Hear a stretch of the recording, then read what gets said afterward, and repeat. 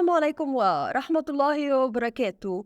مع نشرة أخبار حزب التحالف الوطني المصري، نوافيكم بكل ما هو جديد.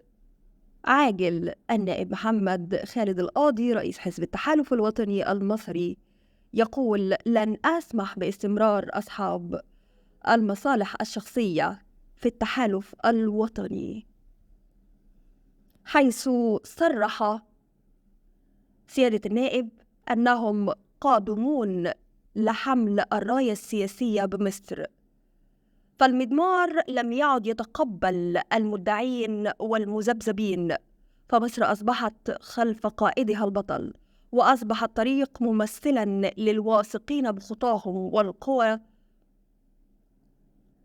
وأضاف النائب خالد القاضي: نحن كحزب يحتوي بين صفاته مجموعة شبابية تمثل عدة وعتاد للدولة، وتملك من القوة والصدق لأن تكون أكبر حزب سياسي بمصر، ولديه القناعة بأن التحالف الوطني سيقود دفة السياسة بمصر خلف الرئيس عبد الفتاح السيسي، ذلك البطل الذي حمى البلاد من السقوط. وأشار إلى أن فكرة إعادة التأهيل جاء من إيماننا بضرورة تغيير الدماء وضخ دماء وكوادر شبابية جديدة تتزامن مع أعباء المرحلة الحالية.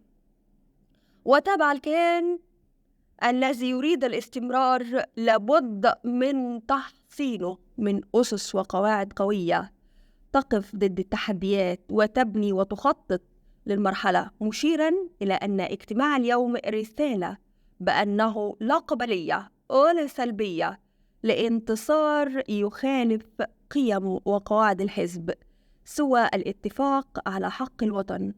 وأردف قائلاً: لن أسمح بالاستمرار بيننا لمن يريد مصلحته الشخصية على حساب مصلحة الحزب ووطنه.